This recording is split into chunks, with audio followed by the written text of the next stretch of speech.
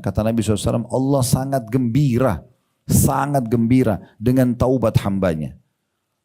Ya, lebih gembira lagi Allah kalau mau dibandingkan kegembiraan Allah pada saat itu. Ini sifat Allah yang harus kita yakini. Ya, Allah gembira ya sudah, seperti zat kemahasempurnaan Allah tidak kita samakan dengan makhluk.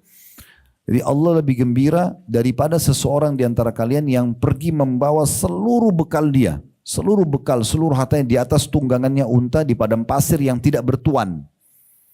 Kemudian dia pun tidur di bawah sebuah pohon, lalu tiba-tiba unta sama seluruh hartanya hilang. Entah kemana, dia bangun, dia tidak temukan lagi. Kata Nabi SAW, dia keliling-keliling mencari, pada saat dia sudah putus asa, sudah nggak ada lagi kemungkinan bisa hidup, karena nggak ada pakaian, nggak ada makanan, nggak ada tunggangan di padang pasir, tidak ada satupun makhluk di situ. Dia mau hidup di mana? Maka dia pun mengatakan pada dirinya sendiri, saya kembali ke bawah pohon yang tadi saya tidur, saya coba tidur, semoga saja saya tidak bangun lagi. Nanti mati aja dalam kondisi tidur. Jangan mati dalam kelaparan dan yang sejenisnya gitu. Maka kata Nabi SAW, waktu dia kembali tidur di pohon yang sama, waktu dia terbangun, dia melihat untanya ada di sebelah dia. Tiba-tiba ada dengan semua bekal-bekal dia. Maka bagaimana gembiranya orang ini karena bisa melanjutkan kehidupan, Allah lebih gembira daripada orang tersebut dengan taubat hambanya. Jadi zat yang mahal, luar biasa. Taubat itu tiket VIP, jangan disia-siain. Pakai gratis itu. Tapi kita sekarang berbicara tentang pelebur dosa itu sendiri. Penghilangnya, ya. Karena dosa tadi sudah saya berikan sedikit gambaran, dia penyebab datangnya hukuman, ya. Kalau dilakukan dan dibiarkan saja. Namun Allah itu maha penyayang, maha pengasih. Mungkin kalau kita buat masalah dengan manusia, mungkin dia akan sulit sekali memaafkan kita. Tapi kalau Allah berbeda, sebanyak apapun dosa yang pernah kita kerjakan, sebesar apapun itu, tetap dia adalah Ghafur, maha pengampun. Dan makna sifat Allah Al-Ghafur adalah yang suka memaafkan dosa yang berulang-ulang. Asal memang hamba tersebut mau kembali kepadanya. Nabi Adam AS aja buat dosa. Beliau sudah lihat surga, sudah lihat malaikat. Tapi sempat terjadi dosa, namun kemudian beliau diberikan jalan oleh Allah untuk bertaubat. Setelah itu kemudian dia taubat dan dia memperbaiki. Ya, tentu tapi salah satu tanda keimanan seseorang kalau dia berbuat dosa dan dia sudah minta maaf sama Allah, dia berusaha maksimal untuk tidak mengulanginya. Karena mengulangi ini ada berarti konsekuensi hukum yang bisa datang kepada dia. Orang yang terlepas dari dosa ini sangat plong hidupnya. Dia selalu saja merasa tentram, selalu merasa nikmat karena tidak ada yang dikhawatirkan. Tapi orang kalau buat dosa selalu merasa ada gelisah, ya, tekanan batin, sesak dadanya, takut ketahuan dan seterusnya. Oleh karena itu tidak usah kita ke arah sana, tapi ke arah sini saja. Kenapa enggak sekaligus menjadi orang baik? Karena Islam memang mengajarkan semua baik. Jujur, amanah, tanggung jawab, bakti sama orang tua, jenguk orang sakit, bantu orang susah, semuanya baik-baik. Dan semua diberikan keutamaan, ya. Kita dapat sesuatu nanti yang kita akan terima di hari kiamat. Dan semua yang buruk, bohong, nipu, mencuri, membunuh, menggunjing, memfitnah, apa saja. Itu dilarang. Dan ada hukumannya. Dan Allah sudah buat secara alami, semua yang Allah perintahkan ini orang suka. Kita suka bergaul sama orang jujur, orang amanah, kita tentram berteman sama dia. Orang yang berdermawan, semua itu kita senang. Dan kita malah tidak suka dengan orang yang pembohong, orang yang pencuri, orang yang pembunuh. Ya, itu secara alami seperti itu. Jadi kalau kita mau menjadi seorang muslim yang baik, jadi orang muslim sekalian yang baik. Ya. Dan itu insya Allah akan mendatangkan manfaat. Baik dunia, manusia akan Allah buat suka kepada kita. Pekerjaan kita juga, aktivitas kita akan aman dan akan dapat cinta dan balasan dari Allah Subhanahu wa taala. Melakukan pelanggaran-pelanggaran, Allah buat manusia tidak suka, Allah datangkan hukumannya dan juga Allah murka kepada kita. Baik teman-teman sekalian, di sini kita mulai di halaman 7 ya. Kita lewatin pembukaannya. Di halaman 7 ini penulis menyebutkan sebab-sebab gugurnya siksaan dari pelaku kemaksiatan. Maksudnya semua dosa memang akan ada hukumannya, tapi bisa mendapatkan peleburnya, bisa nggak dihukum atau kalaupun dihukum jadi lebih ringan. Nah, seperti itu. Penulis Syarah Al-Aqidah At-Tahawiyah, ini sebuah buku akidah yang sangat masyhur, berkata, jika seorang mukmin terjatuh ke dalam kemaksiatan, maka Allah Subhanahu wa taala telah membuka untuk hamba-hambanya pintu-pintu rahmat, agar dengannya mereka dapat selamat dari siksaan akibat perbuatan mereka. Dengan syarat mereka ikhlas dan bertakwa kepada Allah. Artinya akan dia pada saat mau meninggalkan dosa itu, atau dia khawatir jangan sampai kena siksaan dan dia mau selamat dari siksaan tersebut, dia harus betul-betul ikhlas dalam taubatnya atau dalam meninggalkan dosa itu, dan juga setelahnya dia bertakwa kepada Allah. Makna takwa ini patuh. Sudah Allah perintahkan dikerjakan, Allah larang dijauhi. Lalu beliau mengatakan kerugian besar, dan sungguh kerugian besar bagi siapa yang tidak memanfaatkan sebab-sebab yang dapat menggugurkan siksaan tersebut. Artinya dia dari dosa ke dosa lagi, bukannya malah dia lebur. Dia selamatkan diri dari dosa, tapi dia terus ulang-ulangi. Sebagian ulama telah menghimpun beberapa sebab penggugur azab akibat kemaksiatan-kemaksiatan berdasarkan nas atau teks Al-Quran dan Sunnah. Berikut kami rangkumkan untuk semua saudara pembaca apa yang dipaparkan oleh pensyarah Al-Aqidah Tahawiyah terkait tema ini. Jadi dari sini kita lihat penulis ini membuat buku kecil ini adalah merangkumkan salah satu bab yang dibahas dari kitab besar namanya kitab Al-Aqidah Tahawiyah. Kalau teman-teman nanti searching di Google Aqidah Tahawiyah akan kelihatan kitabnya cukup tebal dan berbahasa Arab ya. Lalu mulailah dia menukil dan meringkaskan untuk kita, khusus di bab kitab Aqidah Tahawiyah ini membahas panjang lebar masalah, banyak sekali permasalahan dalam hukum-hukum Islam, tapi bahasan tentang masalah sebab gugurnya dosa disimpulkan di 40 poin. Lalu beliau berkata, hukuman api neraka jahanam dapat gugur dari pelaku kemaksiatan dengan 10 sebab yang diketahui melalui penelitian terhadap nas-nas Al-Quran dan Sunnah. Jadi maksudnya di sini beliau memulainya dari perkataan pemilik Aqidah Tahawiyah ada 10, beliau mulai dengan 10 di situ ya. Sebab dikeluarkan atau sebab seseorang selamat dari siksa api neraka. Berarti nanti sebab ke-11 dan seterusnya sampai 40 itu beliau akan nukil dari tempat lain. Kemudian beliau menyebut beberapa sebab sebagai berikut. Nah ini sebab yang pertama agar kita selamat dari siksaan. Ya. Saya ingin datangkan dulu sebuah contoh rasional biar teman-teman bisa renungi ya. Kalau kita berbuat salah pada manusia, ada dua opsi. Yang pertama, dia tidak mau maafkan karena mungkin kesalahan kita cukup besar dan ini sulit kita memaksakan dia agar dia mau memaafkan ya. Atau yang kedua dia maafkan tapi tetap saja dia akan membatasi interaksi ya, dengan kita tidak bisa seperti awal lagi. Contoh misalnya kita buat kesalahan di satu perusahaan, kita minta maaf nih, bisa nggak dimaafin ya. Atau dia maafkan tapi kita tidak kerja lagi di situ. Jarang sekali ada orang melakukan pelanggaran kemudian misalnya dia mencuri, manipulasi data, terus perusahaan masih mau terima. Kan bisa dikatakan jarang ya. Itu kalau di alam manusia. Tapi kalau di alam Allah Azza wa Jalla berbeda. Allah Subhanahu wa Ta'ala ini justru ingin hamba-hambanya kembali kepada dia. Allah ingin hamba tersebut suci dari kesalahannya. Dimulai dari Nabi Adam alaihissalam yang tadinya buat dosa, Allah berikan kesempatan untuk tobat. Walaupun ada hukumannya diturunkan ke dunia ini, gitu kan?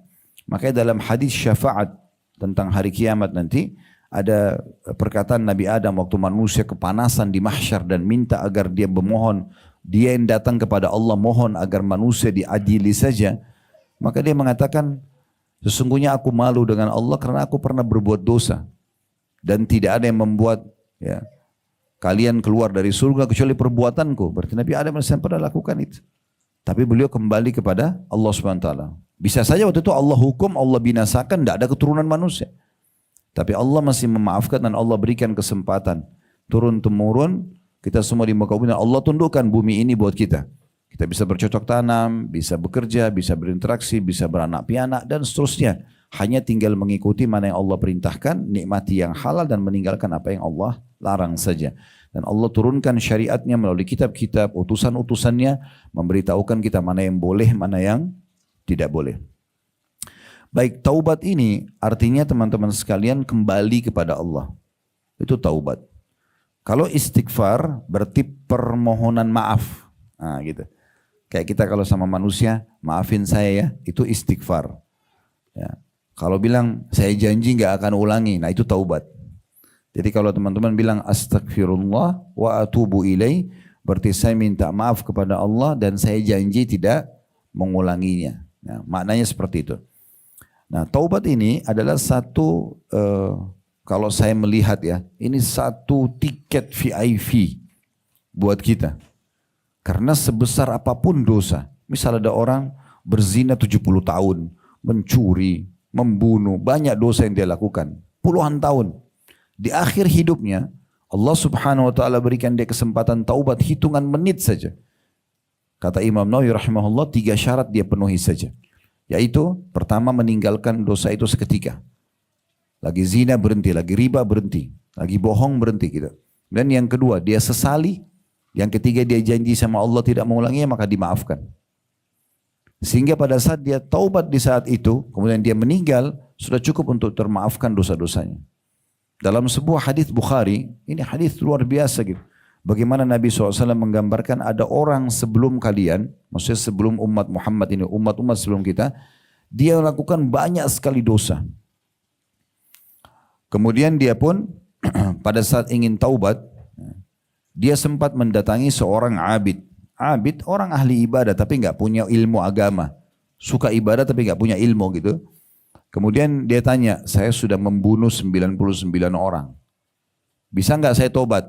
Kata orang tersebut, nggak ada tobat buat kamu. Karena dia nggak punya ilmunya. Maka si pembunuh ini karena jengkel, dibunuhlah orang itu. Kata Nabi SAW, dia genapkan korbannya 100.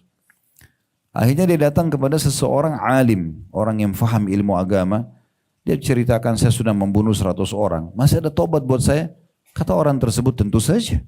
Allah maha luas rahmatnya. Bertobat saja. Allah gembira dengan taubat hamba-hambanya. Maka orang itu pun bertobat kepada Allah. Lalu kata si alim ini, saran saya jangan kembali ke negeri kamu, tapi datanglah ke negeri yang ini. Cuma dalam hadis tidak disebutkan negeri yang mana. Datanglah ke negeri yang ini, karena di sana banyak orang-orang saleh. Jalanlah orang ini menuju ke negeri yang rencana dia memperbaiki amal-amal solehnya. Tapi belum pernah amal soleh ini. Dia baru taubat saja. Dia tidak tahu bagaimana harus beribadah. Dia akan ke sana dan dia akan mulai aktivitas ibadahnya di sana. Di tengah jalan, Allah mengutus malaikat kepada dia. Di tengah jalan orang ini meninggal dunia, Orang ini meninggal dunia, ajalnya datang sebelum sampai ke lokasi yang dia ingin memperbaiki amalnya. Allah datangkan malaikat, satu malaikat rahmah. Malaikat rahmah ini malaikat kasih sayang. Ini akan datang kepada ruh orang-orang beriman kalau meninggal. Dia akan bawa ruhnya dibungkus dengan kain kafan dari surga lalu dilaporkan kepada Allah SWT sebagaimana hadis-hadis sahih telah menyebutkan itu. Dan ada malaikat azab, malaikat penyiksa, ini akan datang menyambut ruhnya orang-orang kafir. Membungkus kain kafan dari neraka kemudian dibawa dilaporkan kepada Allah. Nah, 2 malaikat ini bersamaan datang. Kuasa Allah Subhanahu wa taala, kata Nabi SAW, 2 malaikat ini memperebutkan ruhnya orang ini. Ini dia ikut menjadi ahli surga kah? Karena dia sudah taubat tapi belum beramal soleh, atau dia ikut neraka karena dosanya lebih banyak daripada amal solehnya. Maka kata Nabi SAW, Allah utus malaikat yang ketiga menengahi mereka. Lalu kata malaikat penengah ini apa? Coba hitung jarak. Kalau dia lebih dekat dengan negeri yang dia bermaksiat, maka yang ambil malaikat penyiksa. Kalau dia lebih dekat dengan negeri yang dia akan perbaiki amal soleh, malaikat rahmah yang membawanya. Kata Nabi Muhammad SAW, Bapak, Allah membuat jarak menuju ke tempat yang dia mau tobat lebih 1 jengkal saja. Sehingga akhirnya dibawa ruhnya oleh malaikat rahmah. Orang ini belum pernah beramal soleh. Ada satu orang hadir, tidak disebutkan namanya juga dalam riwayat yang sahih, tapi nama orang ini tidak disebutkan. Di perang Khaybar. Pernah dengar perang Khaybar ya? Salah satu peperangan Nabi SAW di tahun 6 atau di tahun 7 Hijriah kurang lebih, menyerang benteng Yahudi di sana karena mereka pemicu terjadinya perang Khandak sebelumnya tahun 5 Hijriah, perang Ahzab, pengepungan kota Madinah dari 10.000 pasukan. Pemicunya adalah mereka, suku Kainuqa dan suku Nadir, 2 suku di sana. Maka Nabi SAW mengepung itu selama 43 hari. Dalam beberapa hari pada saat terjadi pengepungan, ada satu orang dari suku Arab. Orang ini teman-teman sekalian, dia melihat, memperhatikan bagaimana umat Islam berperang.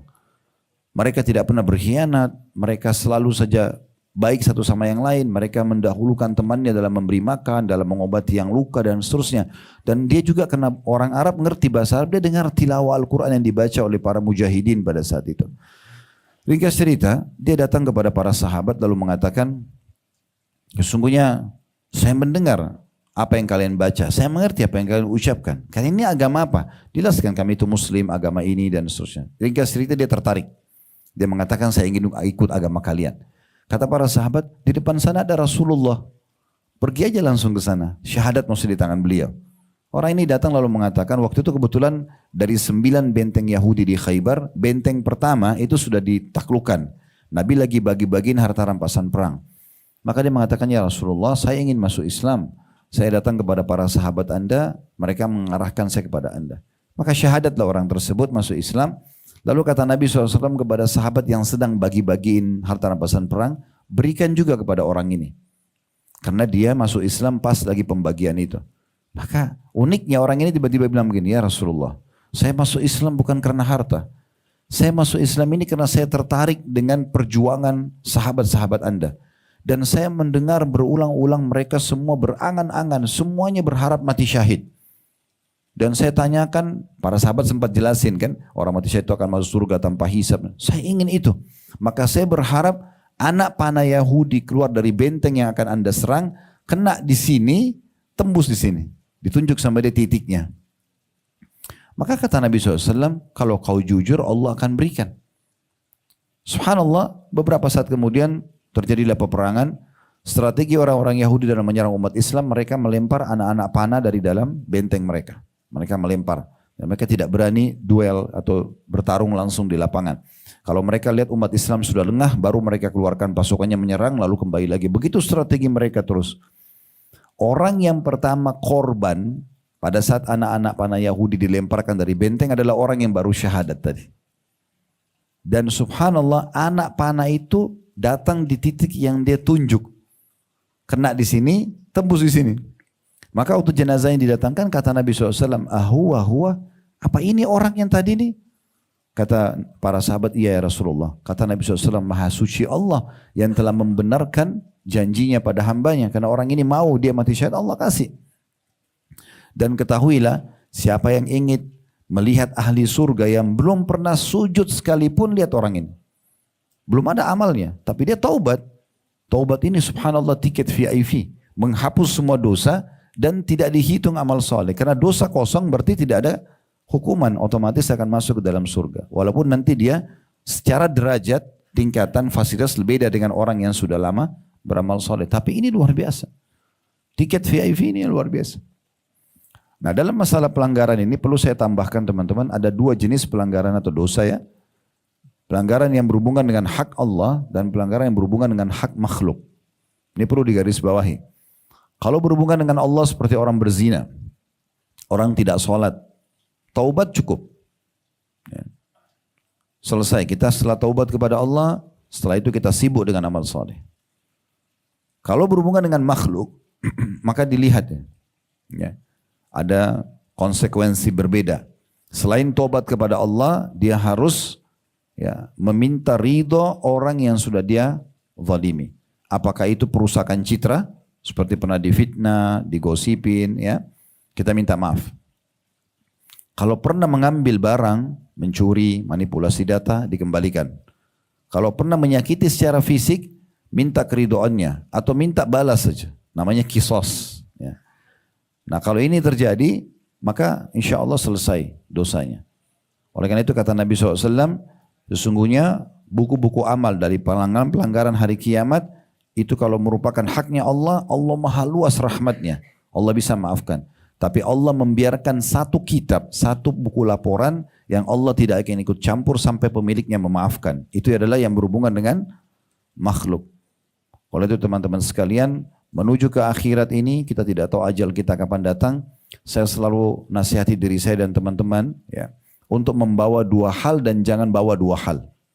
2 hal ini bawalah amal soleh dan teman yang soleh. Selalu sibuk dari amal soleh, dari zikir ke doa-doa ke apa, nasihat yang baik, apalah hal, minimal hal-hal yang mubah secara duniawi dan teman-teman yang soleh. Teman-teman yang baik. Karena kalau mereka nanti lolos menuju ke surga hari kiamat dan kita punya kekurangan, mereka akan membantu kita. Bawa 2 hal ini. Dan jangan bawa 2 hal, jangan bawa musuh dan jangan bawa dosa. Dosa-dosa segera bertaubat dan musuh ini jangan dilahirkan. Ada orang dari bangun tidur sampai tidur lagi musuh setiap saat. ya selalu mencari kekurangan orang, kesalahan orang, menipu orang dan seterusnya, ya mengadu domba, maka akhirnya dia selalu punya musuh yang cukup banyak dan ini akan bangkrut nanti pada hari kiamat.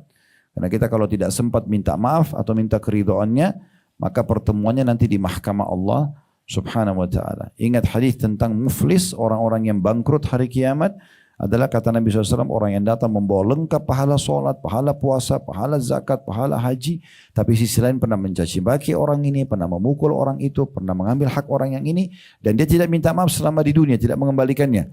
Maka orang-orang itu akan datang menuntut dia di mahkamah Allah dan akan dibagi-bagi pahala dia. Haji dia, solat dia, zakat dia dibagi-bagi. Kata Nabi SAW, kalau habis semuanya pahala dia, masih ada yang tuntut, maka akan diambil dosa orang yang menuntut ditimpahkan kepada dia. Jadi sudah habis amal soleh yang bisa membuat dia masuk dalam surga, tambah lagi orang berbuat pelanggaran, orang zina, orang bohong, malah dia yang dihukum.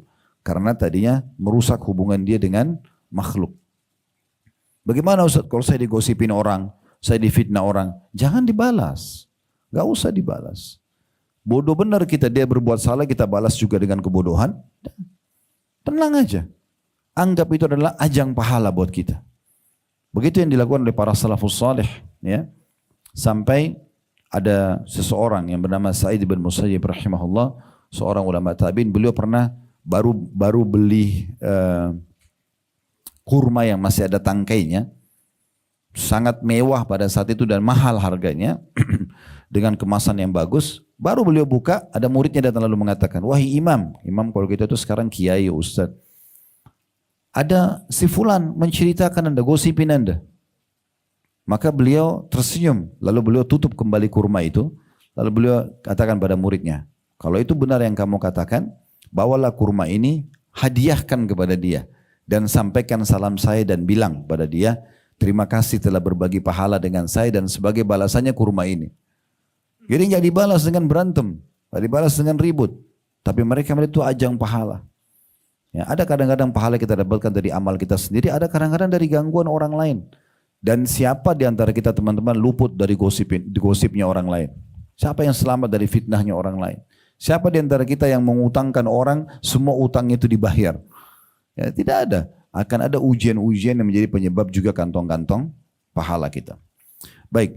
Taubat ini diangkat dalilnya oleh penulis, kita baca yang pertama surah Maryam. Ini surah nomor 19 dalam Al-Quran ya, ayatnya 59 sampai 61. Bisa dilihat ayat Al-Qurannya saya baca. فَخَلَفَ مِنْ بَعْدِهِمْ خَلْفٌ أَضَاءُوا الصَّلَاةَ وَاتَّبَعُوا الشَّهَوَاتِ فَسَوْفَ يَلْقَوْنَ غَيًّا إِلَّا مَنْ تَابَ وَآمَنَ وَعَمِلَ صَالِحًا فَأُولَئِكَ يَدْخُلُونَ الْجَنَّةَ وَلَا يُظْلَمُونَ شَيْئًا. Maka datang setelah mereka pengganti yang jelek. Maksudnya orang-orang yang sibuk dengan dosa ini, nanti anaknya juga akan seperti dia. Anaknya lagi seperti dia, makin buruk. Kalau orang soleh, anaknya akan seperti dia, akan terus turun-temurun dia. Maka orang-orang yang jelek itu akan datang pengganti jelek juga, yang menyanyiakan sholat dan memperturutkan hawa nafsunya. Maka kelak mereka akan menemukan atau menemui kesesatan. Maksudnya tidak tahu panduan hidup. Allah angkat hidayah dari dia. Kecuali orang-orang yang bertaubat, beriman dan beramal soleh, maka mereka itu akan masuk ke dalam surga dan tidak dianiaya atau dirugikan sedikit pun. Ada satu kisah unik saya ingin sampaikan di kesempatan ini teman-teman. Ada orang datang kepada Hasan Basri, seorang ulama tabi'in, dan dia berkata begini, wahai imam kayak tadi sekali lagi yaitu Ustaz, Anda sering menyampaikan kalau orang berdosa itu dihukum sama Allah. Tapi saya bertahun-tahun buat dosa, saya tidak pernah rasakan hukuman. Badan saya sehat, usaha saya jalan, semuanya baik-baik saja. Kata Hasan Basri, kamu keliru besar. Hukuman Allah sedang berjalan bersama kamu tapi kamu tidak sadari. Bahkan yang datang kepadamu hukuman yang paling berat. Orang itu kaget. Hukuman apa? Saya tidak rasakan. Karena selama ini yang dia bayangkan adalah hukuman selalu fisik saja. Kata Hasan Basri, saya ingin tanya dan jawab jujur. Apakah selama kau bermaksiat sekian tahun ini, kau bisa mengerjakan sholat 5 waktu? Dia bilang enggak bisa. Apakah selama ini kau sudah sholat malam? Dia bilang tidak pernah. Apakah selama ini kau baca Al-Quran? Dia bilang tidak pernah. Kau sempat berzikir? Tidak pernah. Sering berdoa? Enggak. Apakah kau bakti sama orang tuamu? Dia bilang tidak. Hampir semua amal salat disebutkan, dia mengatakan tidak. Maka kata Hasan Basri, itulah hukuman yang paling berat datang dari Allah datang kepada kamu. Karena hukuman yang paling berat bagi pelaku maksiat adalah Allah jauhkan dari jalannya. Telinganya nggak mau dengar kebaikan, lisannya nggak mau ucapkan kebaikan, matanya nggak mau lihat kebaikan. Dia tidak ada perasaan untuk kembali ke jalan Allah. Maka itu hukuman yang paling berat. Kenapa Fir'aun membangkang sampai ditenggelamkan? Karena Allah temukan memang seperti itu. Orang ini mau membangkang, Allah biarkan sekali dengan pembangkangannya. Dan musnah dalam kondisi kufur kepada Allah. Nah seperti itu. Jadi harus hati-hati sekali. Jangan teman-teman selalu berpikir nanti hukuman itu hanya secara fisik. Itu pun bisa datang. Tapi bisa saja kita dijauhkan dari ibadah. Kata Abdullah bin Umar radhiyallahu anhu, aku pernah membuat dosa kecil. Sudah cukup membuat aku terharamkan sholat subuh berjamaah sebulan penuh. Ada di antara mereka mengatakan, sungguh aku telah melakukan dosa kecil. Aku terharamkan dari sholat malam sebulan penuh. Gak bisa sholat malam. Gak bisa zikir. Gak bisa doa. Hilang dari dia. Kadang-kadang tersibukkan, maka tidak ada kesempatan. Maka itu termasuk hukuman yang harus diperhatikan. Ya. Dalil yang kedua, dalam surah Al-Baqarah, surah nomor 2 ayat 160, Allah berfirman, Innal ladhina tabu wa aslahu wa bayyanu fa'ulaika atubu alaihim wa ana tawwabur rahim. Ini langsung Allah berfirman kepada seluruh hambanya. Jadi walaupun kita baru baca sekarang, setelah 1400 tahun Al-Quran turun, tapi setiap orang baca ini maka seperti Allah sedang bicara dengan dia langsung. Karena ini firman Allah secara langsung. Allah mengatakan kecuali mereka yang telah taubat. Bagi para pelaku dosa, mereka akan selamat dari hukuman. Siapa yang taubat dan mengadakan perbaikan? Dia coba sekarang benahi, mulai belajar sholat, mulai belajar puasa, mulai beribadah, dan menerangkan kebenaran. Maksudnya, mengikuti jalan kebenaran itu. Maka terhadap mereka itu kata Allah, aku menerima taubatnya. Ini Allah langsung berfirman membawa namanya. Aku ya menerima taubatnya dan aku yang maha menerima taubat bagi maha penyayang. Kata penulis, taubat yang dapat mengukur siksaan adalah taubat nasuha, yaitu taubat yang tulus yang lahir dari lubuk hati. Bukan hanya sebatas ucapan dengan kata-kata saja. Taubat yang diiringi dengan penyesalan atas kemaksiatan yang telah dilakukan. Tekad kuat untuk tidak melakukan dan menambalnya dengan amalan-amalan ketaatan. Ini kurang lebih syaratnya tadi. Menyesali, janji tidak akan mengulangi, dan juga meninggalkan. Tidak ada perselisihan di kalangan umat Islam bahwa taubat adalah sebab teraihnya ampunan dan gugurnya siksaan. Jadi tidak ada ulama yang berselisih dalam masalah ini. Ini bukan perselisihan. Bahkan tidak ada sesuatu yang menjadi sebab diampuni seluruh dosa selain taubat. Sebagaimana Allah menyebutkan dalam surah Az-Zumar, surah nomor 39 ayat 54. Ini ayat dikatakan oleh para ulama adalah ayat yang paling menguntungkan para ahli maksiat. Karena ayat ini turun mengajak mereka untuk kembali ke jalan Allah sebanyak apapun dosa mereka. Bunyinya adalah Qul ya ibadiyalladzina asrafu ala anfusihim la taqnatu min rahmatillah innallaha yaghfirudz dzunuba jami'a innahu wal ghafurur rahim. Katakan hai Muhammad dan sebarluaskan firmanku ini, sampaikan kepada seluruh hamba-hambaku ya. Hai hamba-hambaku kata Allah yang telah melampaui batas terhadap diri mereka sendiri, sudah terlalu banyak dosanya. Janganlah kamu berputus asa dari rahmat Allah. Jangan bilang, Allah enggak akan maafkan saya. Sebanyak apapun dosanya, Allah tetap akankan rahmatnya. Sesungguhnya Allah mengampuni dosa-dosa semuanya. Kecil, besar, sengaja, enggak sengaja. Yang penting mau taubat. Sesungguhnya dianya besar kata ganti Allah, yang maha pengampun lagi maha penyayang. Di sini digabungkan antara dua ya. Maha pengampun dan penyayang. Maksudnya Allah sudah memaafkan. Setelahnya Allah akan sayangi orang yang taubat itu. Akan dikasih fasilitasnya. Nah tadi saya bilang, bedanya antara Allah sama manusia. Kalau manusia, kita buat salah di perusahaan nih. Mungkin dimaafkan kalau opsi yang kedua tadi. Kalau pertama kan dia tidak maafkan. Yang kedua dia maafkan. Tapi dia tidak akan kerjakan lagi kita di perusahaan itu. Atau tidak akan jadikan lagi partner bisnis karena buat kesalahan. Tapi kalau Allah berbeda. Kita kalau taubat, maka Allah terima dan semua fasilitas akan diberikan kembali. Apapun itu sifatnya. Di dunia, diberikan ketentraman jiwa, diberikan pasangan yang baik. Mungkin ada orang pernah buat salah tapi dia taubat. Allah berikan dia sesuatu yang baik. Digantikan semuanya. Di akhirat juga akan dapat yang terbaik. Ya.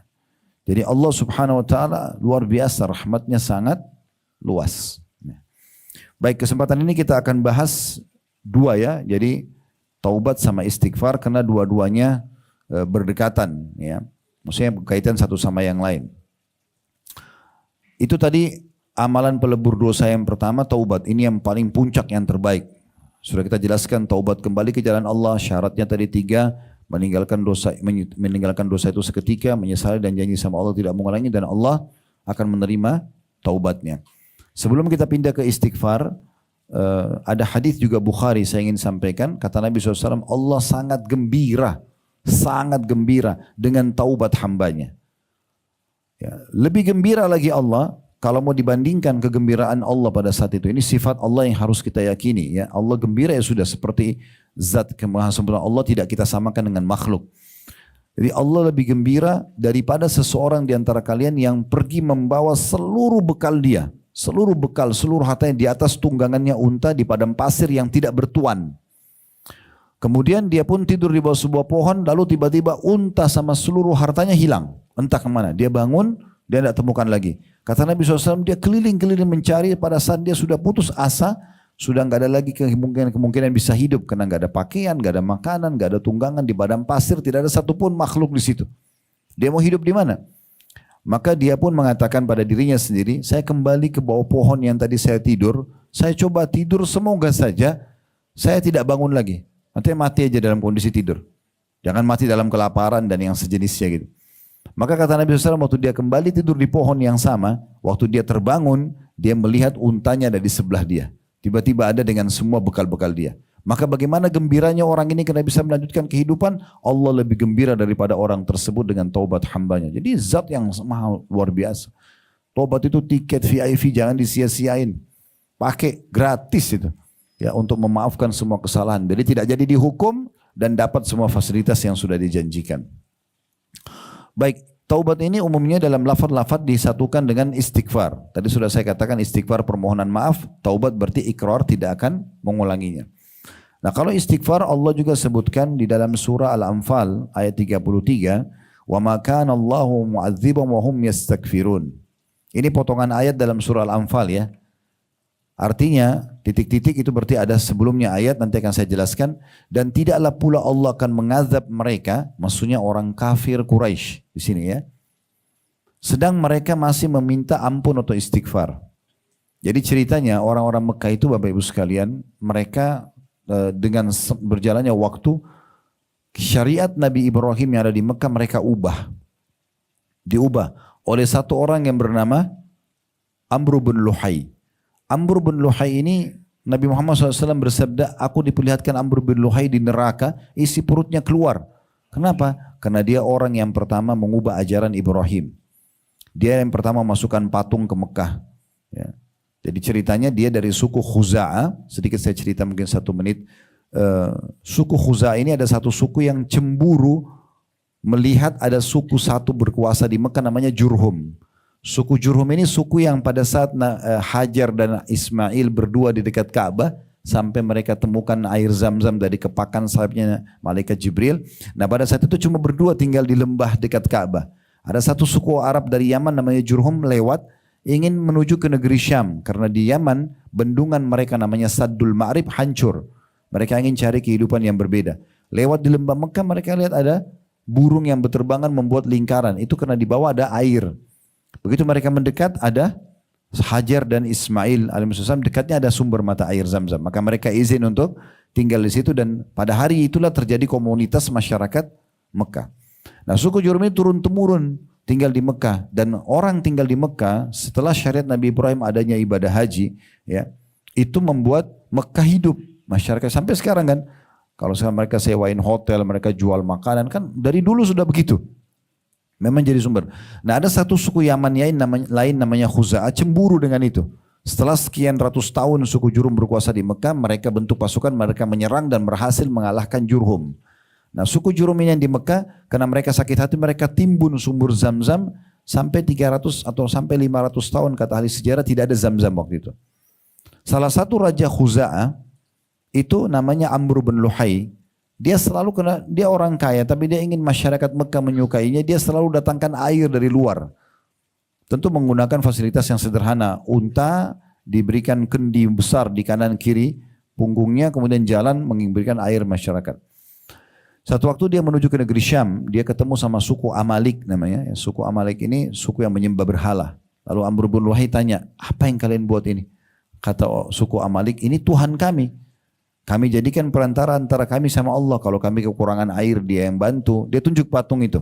Kalau kami sakit, dia yang sembuhkan. Kata Amr, kami di Mekah butuh air. Biar saya beli beberapa patung ini. Jadi Tuhannya dibeli. Ya. Dia beli patung itu kemudian dia bawa ke Mekah. Lalu dia kena raja, dia mengatakan masyarakat Mekah, mintalah kepada patung ini agar kita diberikan air. Mulailah masyarakat Mekah menyembah berhala. Awal mengubah ajaran Nabi Ibrahim adalah orang ini. Lama kelamaan dia suruh masyarakat Mekah untuk membuat patung. Dan dia keluarkan peraturan kalau orang Mekah tidak boleh sembah patung kecuali patung yang mereka buat sendiri. Kalau pernah dengar kisah Umar radhiyallahu anhu, Umar itu pernah duduk di satu tempat dan beliau kadang-kadang senyum sendiri. Ditanya oleh seseorang waktu beliau jadi raja di masa khilafahnya, wahai Amir Mukminin, wahai pemimpin orang beriman, kenapa anda menangis tiba-tiba tanpa sebab? Kata Umar, saya tiba-tiba, kenapa anda tertawa, bukan menangis, tertawa tiba-tiba. Dia bilang, saya teringat di masa jahiliyah dulu. Kami punya peraturan di Mekah, kalau kami keluar, safar ya, kalau kita keluar, pasti atau harus membawa patung dari Mekah. Untuk disembah tengah jalan, minta keselamatan segala macam. Sewaktu itu saya keluar, saya lupa bawa patung. Dia lupa bawa Tuhannya. Gitu kan. Ini waktu Umar belum masuk Islam ceritanya. Di masa jahiliyah dulu. Dia cerita masa jahiliyah. Makanya dia ketawa setelah masuk Islam. Bagaimana jahilnya orang di masa itu. Dia bilang, saya di padang pasir sudah tancapin tenda saya. Saya mau berdoa sama Tuhan saya. Minta keselamatan. Tapi saya tidak bawa patung. Di sekitar kemah banyak batu. Tapi nggak boleh. Harus syaratnya Amr bin Luhai dulu. Itu batu dari Mekah. Maka dia bilang, saya tidak temukan dari Mekah kecuali kurma yang makanan saya. Saya buat patung dari kurma itu. Ya, ditumpuk-tumpukin jadi patung lalu saya sembah. Setelah itu saya lapar, saya makan Tuhan saya. Ya, itu kejadian Umar, beliau cerita. Jadi setelah masuk Islam beliau tertawa mengingat masa dulu begitu. Nah, yang pertama mengubah keyakinan masyarakat Mekah namanya Amr bin Luhai ini. Dia memang mengubah tradisi orang-orang. Nah, salah satu juga yang dia lakukan adalah orang kalau tawaf harus pakai baju dari Mekah. Jadi orang yang datang dari luar tidak punya uang, tawafnya telanjang.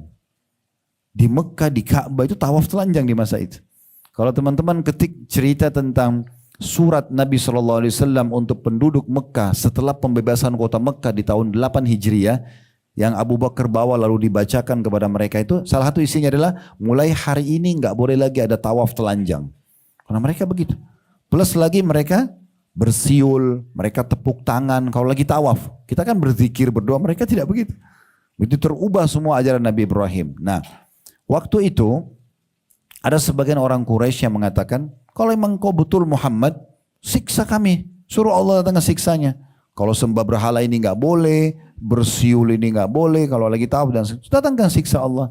Nah, Allah turunkan firman-Nya ini. Apa yang Allah katakan ini tentang kafir Quraisy loh ya, yang banyak sekali dosanya kepada Allah. Allah bilang, dan tidak pula Allah akan mengazab mereka. Orang-orang kafir Quraisy tadi. Kenapa? Sebabnya apa? Sedang mereka masih memohon ampun atau istighfar. Ternyata orang Quraisy masih bilang astagfirullah. Sambil sembah berhala. Karena Abu Jahal sama Abu Lahab itu kalau ditanya ini Ka'bah punya siapa? Oh, rumahnya Allah. Mereka tahu tapi mereka syirik. Mempartnerkan Allah dengan makhluk. Datangkan patung, ngomong sama patung, ngomong juga sama Allah. Gitu. Mereka menyembeli untuk patung, menyembeli juga untuk Allah. Begitu. Nah, karena perbuatan mereka sempat istighfar, membuat Allah nggak jadi hukum dia. Coba bayangkan. Itu begitu luar biasanya kata-kata istighfar ini. Jadi kalau orang buat dosa tapi dia ketakutan, astagfirullah, itu bisa cukup untuk tidak datang hukuman langsung kepada dia. Tapi jangan ini dijadikan sebagai bahan candaan. Oh, kalau gitu istighfar aja terus, sambil zina dia istighfar atau sambil mencuri dia istighfar. Bukan begitu maksudnya. Ingat, ini sangat relevan dengan ketulusan. Memang dia mau ya, bukan dijadikan sebagai bahan candaan. Nah, itu baru bisa. Di sini orang-orang Quraisy karena dianggap orang yang lagi didakwahi, mereka lagi buat dosa, tapi karena ikut istighfar, Allah tidak akan siksaan. Allah masih suruh Nabi Muhammad dakwahi mereka. Penulis mengatakan sebenarnya istighfar termasuk ke dalam makna taubat. Karena makna istighfar adalah memohon ampunan atas dosa-dosa yang dilakukan oleh seorang hamba. Termasuk syarat taubat adalah penyesalan atas dosa yang dilakukan seorang hamba. Dan permohonan ampunan atau istighfar adalah pertanda penyesalan ini. Hanya saja makna taubat lebih luas dari istighfar. Karena di antara tuntutannya adalah bertekad kuat untuk menjauhi kemaksiatan-kemaksiatan di masa yang mendatang. Ya. Jadi ini 2 poin yang kita bahas. Kedepannya nanti kita akan coba bahas materi atau sebab yang ketiga. Ya. Biasanya sih saya di setiap pertemuan beda-beda buku begini, kalau ada 40 amalan gini berarti 40 kali pertemuan, gitu kan. Berarti kalau ini sebulan sekali 40 bulan nih baru selesai, gitu kan. Ya. Kecuali antum ngajinya tiap pekan, nah itu lain, gitu kan. Tapi kadang-kadang ada materi, ada poin yang berdekatan begini kita bahas 2 misalnya, ya. Nah itu contohnya. Baik, kita akan coba tutup juga dengan beberapa statement para salaf tentang istighfar ini, ya. Di antaranya kata Aisyah radhiyallahu anha, tuba itu maksudnya istana di surga bagi orang ya yang selalu beristighfar. Sebagian salaf mengatakan sungguh akan sangat gembira seseorang yang menemukan nanti buku amalnya hari kiamat, di setiap 2 baris ada istighfar. Setiap 2 baris ada istighfar. Maka itu akan, jadi dia salah di sini. Dia istighfar dimaafkan. Dia ikuti terus. Dan ingat, Allah itu tidak akan pernah jenuh sampai kita jenuh. Karena pernah ada sahabat yang mengatakan, ya Rasulullah, kalau saya buat dosa, apa yang saya lakukan? Kata Nabi SAW, segera taubat. Orang ini diam saja lalu dia mengatakan, kalau saya ulangi lagi, satu waktu terjerumus lagi, maka kata Nabi SAW, taubatlah. Dia bilang lagi, ya Rasulullah, kalau saya ulangi lagi, kata Nabi SAW, taubatlah. Terus dia ulangi 4-5 kali sampai Nabi SAW mengatakan, sungguhnya Allah tidak jenuh sampai kalian jenuh. Poin penting juga teman-teman. Kalau ada teman kita, sekitar kita pelaku dosa, jangan pernah vonis dia. Tapi jadikan pelanggaran dia sebagai ajang pahala buat kita. Tidak boleh kita katakan, kamu ini dosa terus loh, nanti kau akan masuk neraka. Nggak boleh, itu bukan tugas kita. Karena pernah terjadi di masa Nabi SAW itu ancaman yang sangat tegas. Ada satu orang soleh, dia punya teman pelaku maksiat. Dia selalu nasihatin, jangan. Tapi orang ini tetap aja buat dosa. Sampai orang yang nasihatin ini, dia jengkel, dia mengatakan, Allah tidak akan ampuni kamu. Bahasa ini keluar ya. Dia ucapkan ini kepada orang yang selalu diajak taubat tapi tidak mau. Maka dia mengatakan, Allah tidak akan ampuni kau. Langsung pada saat itu Jibril AS membawa firman Allah SWT kepada Nabi Muhammad SAW. Allah berfirman, hadis qudsi. Siapa orang ini? Maksudnya orang yang tadi memvonis itu tidak akan diampuni. Berani benar dia melampaui keputusanku, kata Allah. Ketahuilah dosa-dosa pelaku itu sudah aku maafkan dan amal soleh orang ini aku hancurkan. Jadi enggak boleh. Target dakwah penyampaian, bukan penerimaan.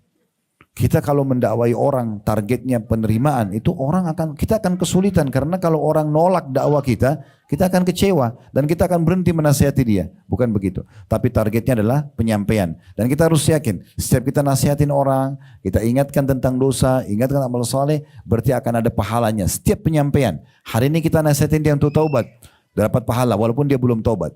Besok kita nasihatin lagi, kita dapat pahala walaupun dia belum tobat. Sampai 100 kali pun tidak ada masalah. Karena target dakwah itu adalah penyampaian, bukan penerimaan. Oleh karena itu pelanggaran orang yang ada di sekitar kita, baik keluarga kita, ya orang-orang sekitar kita, itu adalah ajang pahala buat kita. Jangan memusuhi mereka, tapi justru rangkul mereka. Karena mereka sedang dipegang oleh syaitan untuk dibawa ke neraka.